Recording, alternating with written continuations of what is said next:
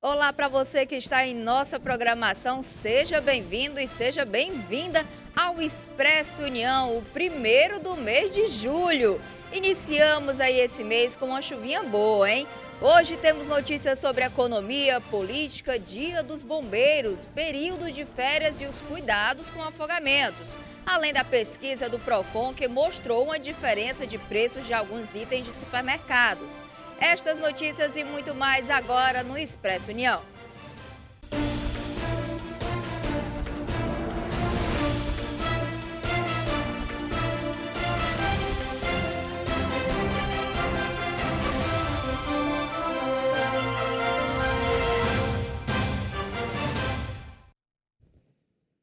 Olá, sábado, dia 2 de julho, sou Cibele Gomes e hoje o nosso Expresso União já está no ar e desde já agradeço a sua companhia.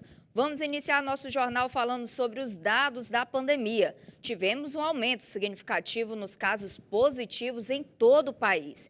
De acordo com as secretarias estaduais e municipais de saúde, há 75.139 novos casos de Covid-19 e confirmaram 284 mortes por complicações associadas à doença nas últimas 24 horas em todo o país. Os dados estão na atualização divulgada nesta sexta-feira, dia 1º, pelo Ministério da Saúde. Segundo a pasta, o estado do Mato Grosso do Sul não enviou o balanço de óbitos nesta sexta. Então, vocês viram aí que está aumentando, então é necessário mantermos os cuidados. E você ainda que não tomou sua dose de reforço, não perde tempo e coloca lá as vacinas em dia, hein?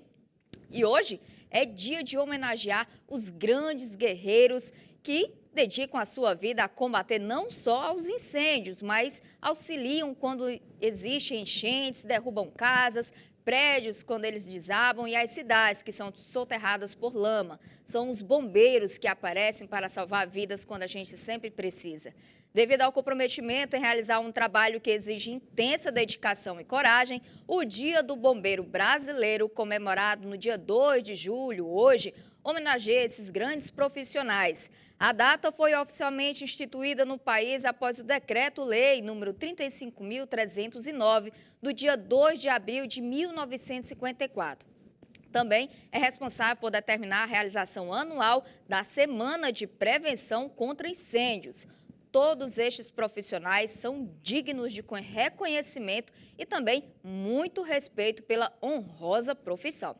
E falando em salvar vidas, chegamos ao mês de férias e com ele também tem a preocupação com o número de afogamentos tanto em praias, piscinas e rios. Veja na matéria. O mês de férias chegando e neste momento um local bem visitado são as praias, piscinas, lagoas e os rios. A atenção neste período tem que ser redobrada para evitar possíveis casos de afogamentos. Segundo a Sociedade Brasileira de Salvamento Aquático, só em 2019, 15 brasileiros morreram por afogamento por dia, o que representou cerca de 5.500 óbitos. Os principais cuidados que nós devemos ter ao entrar no mar, o maior deles é nunca entrar no mar sozinho. Se você puder entrar acompanhado de um companheiro, é a situação mais ideal.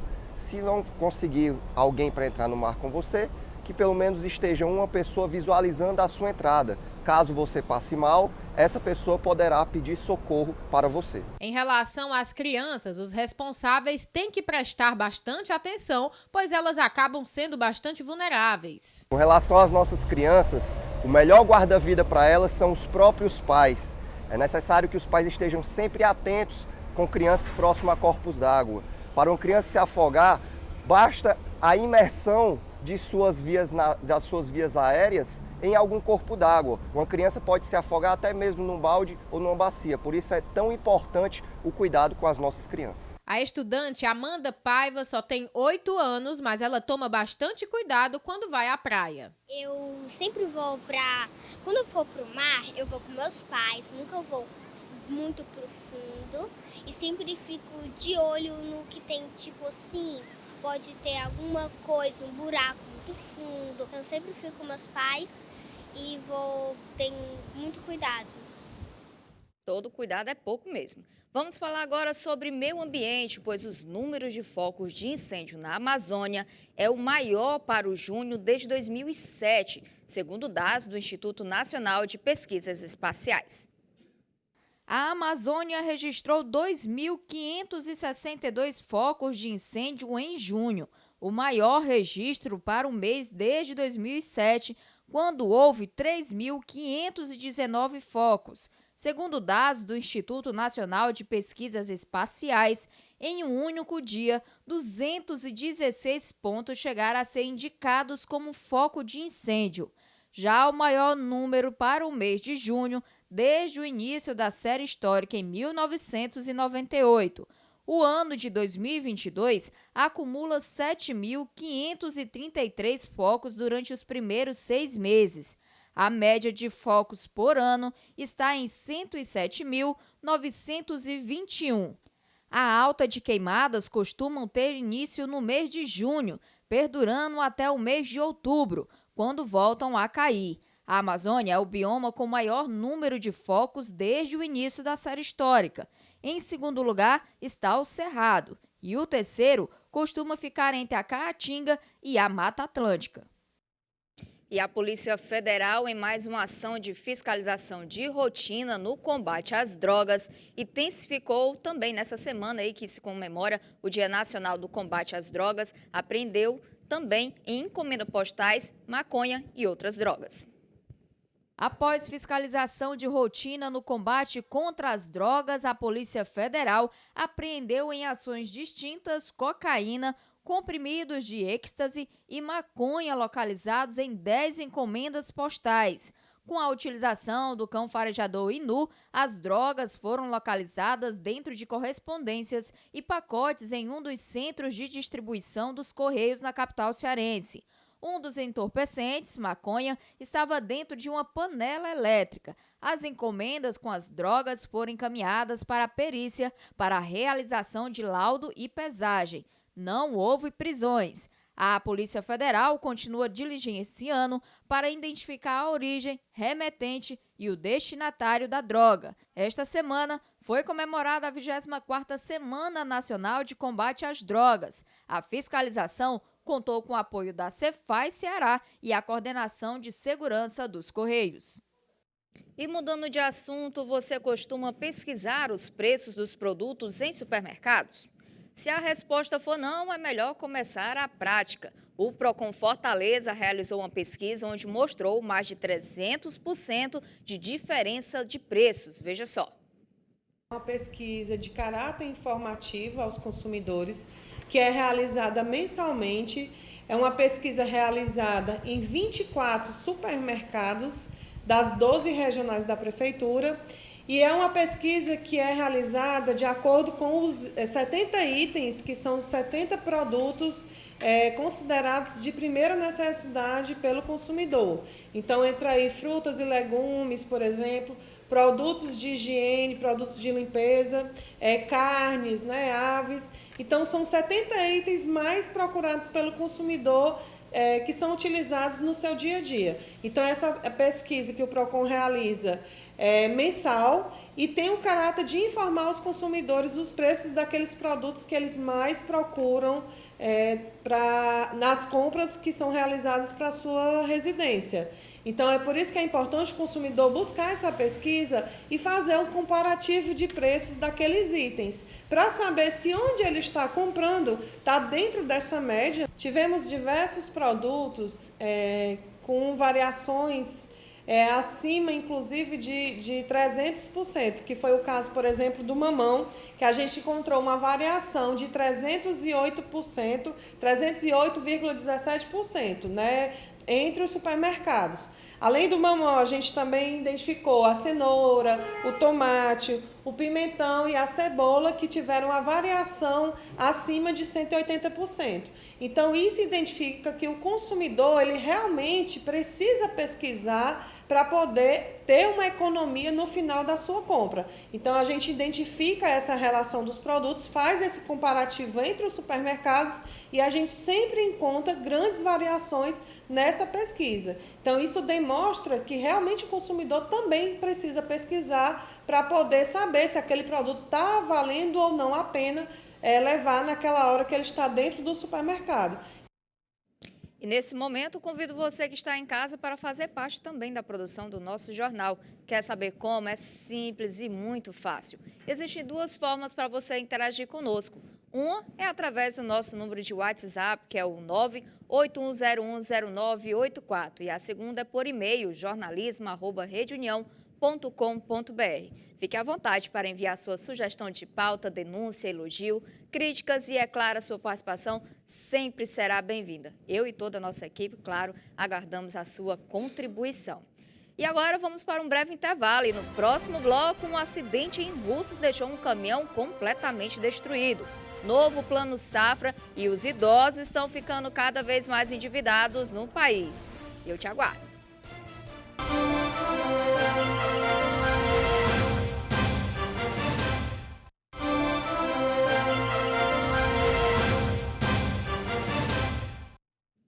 Estamos de volta e vamos mostrar para você agora um acidente que ocorreu na tarde desta sexta-feira na BR-116, no município de Russas, no Vale do Jaguaribe.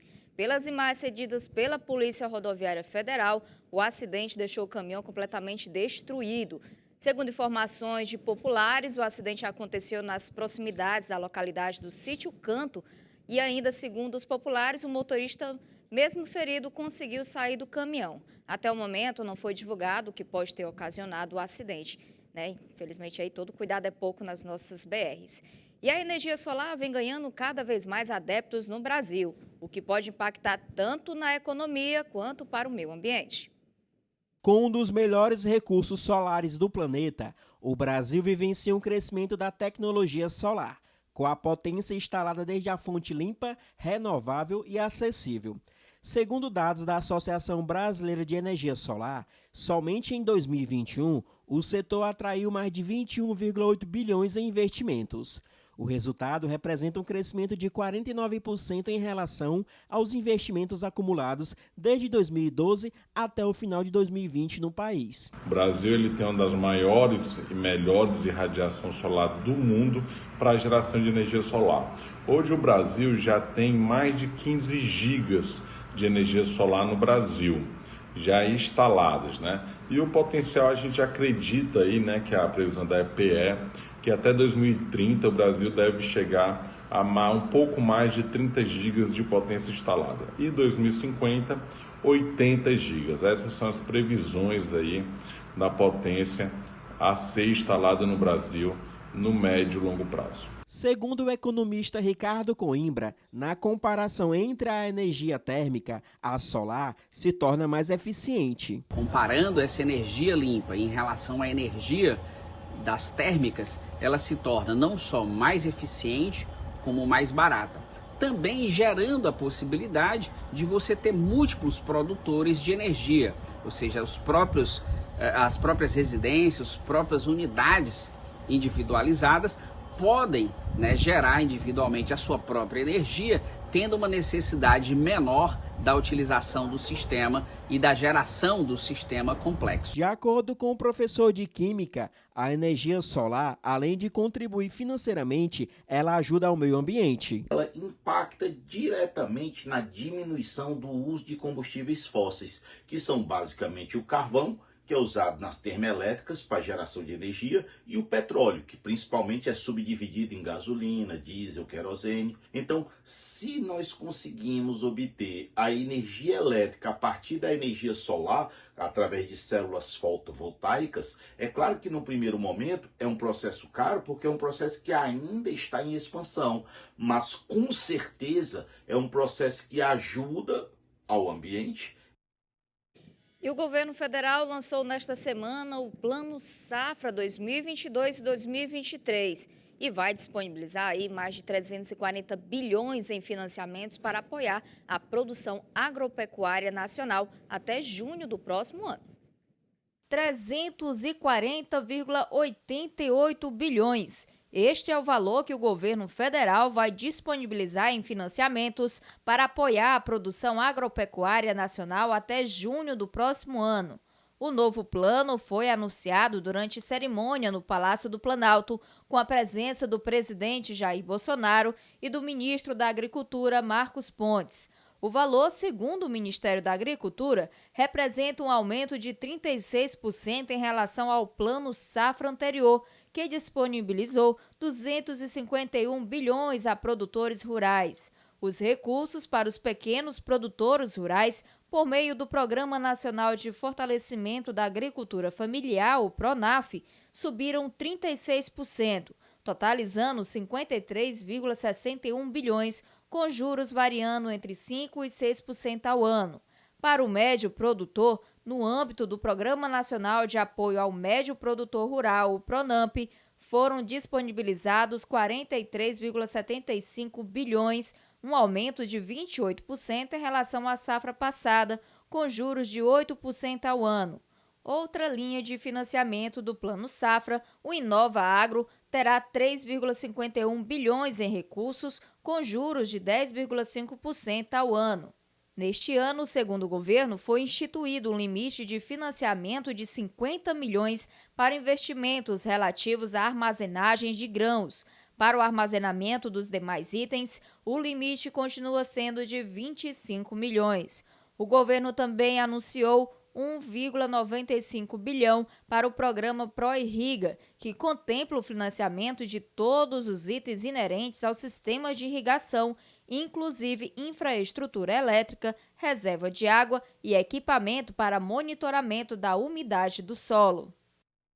E o presidente Jair Bolsonaro aprovou a redução do ICMS, que pode resultar em uma redução em média de 12% na conta de energia.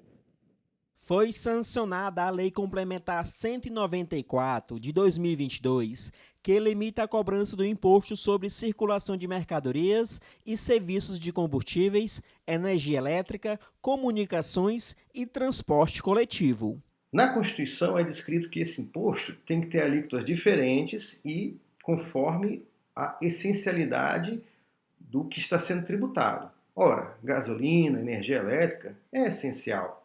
E a tributação disso, hoje, é de 25% para mais, 25%, 27%, 29%. E essa lei determina a redução para 18%, que é a alíquota padrão. A Agência Nacional de Energia Elétrica informou nesta quarta-feira que a conta de luz pode ficar em média 12% mais barata se o projeto que limita o ICMS for aprovado pelo Congresso Nacional. Há uma análise preliminar da ANEEL que descreve que a redução será de 12% na nossa conta de energia elétrica. O governo do Estado de São Paulo, que já vai regulamentar isso a favor dos contribuintes, descreve que lá a redução será de 48 centavos por litro, já na bomba da gasolina. Aqui no Ceará, a notícia é que o governo irá protocolar uma ação no STF contra o governo federal, visando que essa legislação não seja aplicável. Essa redução traz uns benefícios para a população brasileira. É importante observar o momento que o país está vivendo, esse momento de crise, esse momento onde muitas pessoas perderam algum tipo de renda, ainda resultado da pandemia e agora por conta dessa guerra que existe entre Rússia e Ucrânia. Então essas incertezas na política, incertezas na economia, e aí vem como um alívio para o bolso do consumidor. Segundo Rafael Souza, os estados estão afirmando que essa medida vai ocasionar um prejuízo nas contas públicas. Para nós consumidores, cabe esperar um pouco mais como isso vai se dar, porque o STF vai decidir se essa legislação é aplicável imediatamente ou não. Mas certamente não haverá devolução do dinheiro para o contribuinte que seja beneficiado, comece a pagar menos e depois a alíquota suba de volta. De acordo com o economista Vandenberg Almeida, é necessário que os estados possam verificar alternativas para implementar melhorias para a sua população. Os estados eles podem sim arranjar meios de poder continuar financiando suas obras, suas infraestruturas, a questão de saúde, a questão da educação, procurar meios dentro da sua política fiscal que possam trazer resultados positivos para os seus estados. É importante observar que o recurso público, quando bem administrado, quando bem distribuído, quando alocado de maneira correta, ele se torna mais eficiente. ele traz resultados realmente promissores e mais positivos para a economia do Estado. Então é muito importante que em um momento como esse o Estado possa sentar, verificar suas contas públicas para que consiga alocar de maneira mais correta, ser mais eficiente nos seus gastos, para que não deixe faltar um melhor atendimento para a população. E segundo uma pesquisa realizada pela Serasa, os idosos endividados estão aumentando no Brasil. O número de endividados acima de 60 anos cresceu entre 2021 e 2022, segundo dados da Serasa. Os números mais recentes de abril mostram que a lista dos devedores nesta faixa etária ganhou 751.745 pessoas em um ano, muito deles aposentados do INSS, Instituto Nacional do Seguro Social. Ao todo, o país tem 66,1 milhões de endividados, recorde histórico da série iniciada em 2016. Antes, o pico do endividamento havia sido atingido em abril de 2020, com 65,9 milhões de devedores. Em abril de 2021, havia 10,7 milhões de pessoas acima de 60 anos inadimplentes. As dívidas atuais somam em média R$ 4.107,03. Neste ano, são 11,4 milhões, uma alta de 7%. Os dados mostram que houve aumento na inadimplência em todas as faixas etárias. O maior crescimento se deu no grupo dos mais jovens, de até 25 anos, com uma alta de 9%. E o segundo maior salto foi entre os mais velhos. E há 3 meses das eleições, restrições para servidores públicos e pré-candidatos às eleições de outubro passam a valer a partir de hoje. As medidas estão previstas na Lei 9.504 de 1997, conhecida como a Lei das Eleições, e objetivam manter o equilíbrio entre os candidatos. Os políticos estão proibidos de autorizar a veiculação de publicidade estatal sobre os atos de governo, a realização de obras, campanhas de órgãos públicos federais, estaduais e municipais, exceto no caso de grave ou urgente necessidade pública. Nesse caso, a veiculação deverá ser autorizada pela Justiça Eleitoral. Eles também não podem fazer pronunciamento oficial em cadeia de rádio e televisão, salvo em casos de questões urgentes e relevantes, cuja autorização também dependerá da autorização da Justiça Eleitoral. E o presidente Jair Bolsonaro sancionou a lei que cria o sistema eletrônico dos registros públicos. Veja o que muda com a proposta. Publicada no Diário Oficial da União, a lei torna mais moderno e simplificado os processos referentes aos registros de ações de negócios jurídicos e de inclusões imobiliárias. O prazo limite para a implementação do Sistema Eletrônico de Registros Públicos, o SERP, de acordo com o artigo 18 da medida, é 31 de janeiro de 2023.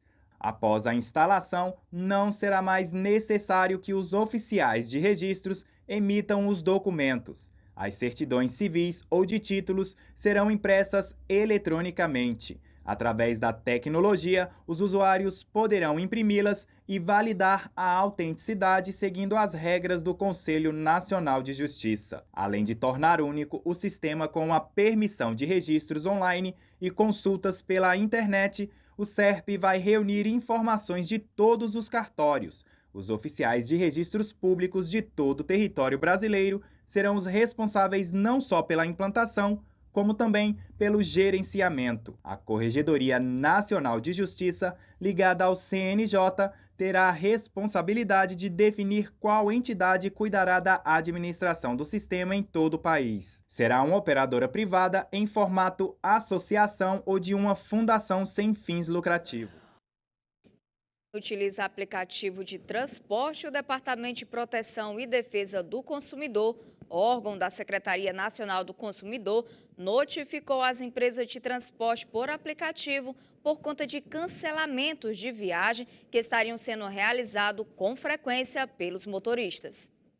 A Secretaria Nacional do Consumidor notificou a Uber e a 99 por conta de cancelamentos frequentes de viagens por parte dos motoristas das plataformas. O documento estabelece um prazo de 10 dias para as empresas de transporte por aplicativo prestarem informações. A Senacom explicou por meio de comunicado que pretende obter mais detalhes sobre a política dos aplicativos para cancelamentos de viagens e o funcionamento de canais de reclamações. A secretaria também busca esclarecer se há punições para eventuais irregularidades cometidas por motoristas parceiros das empresas. O órgão também afirmou que as supostas práticas têm sido noticiadas pela imprensa e disse ter identificado demandas de clientes sobre problemas ligados ao não fornecimento do serviço, bem como a cobranças indevidas e a dificuldades no reembolso. A Uber, por meio de nota à imprensa, afirmou que vai responder todos os esclarecimentos solicitados pela Secretaria Nacional do Consumidor no prazo estabelecido pelo órgão. Já a 99, no primeiro momento, justificou que não recebeu a notificação da Senacom. E após 2 anos suspensa em razão da pandemia, a Marcha para Jesus será realizada em Brasília, novamente neste sábado. Os organizadores do evento, que também passam por Santa Catarina, Manaus, São Paulo e Curitiba, esperam cerca de 50 mil pessoas na capital federal. A marcha já está ocorrendo na Praça do Buriti, localizada na zona cívico-administrativa de Brasília, e também ela vai seguir pelo eixo monumental até a Praça dos Três Poderes, onde estão programados shows do cantor Davi Saxer e também de outros artistas locais. Autoridades públicas como o presidente da República Jair Bolsonaro e o governador do Distrito Federal Ibanez Rocha também devem estar presentes. Com o tema Pela Família, pelo Brasil, a Marcha para Jesus é uma realização do Conselho de Pastores Evangélicos do Distrito Federal, que também espera caravanas de Goiás e do Tocantins, além dos fiéis de Brasília e dos estados em torno dali, né? E fica por aqui mais um Expresso União. Muito obrigado pela sua companhia. Durante a semana, você já sabe, você fica na companhia de Gabriel Viana. Um forte abraço para você e um ótimo fim de semana para você e toda a sua família. Até mais!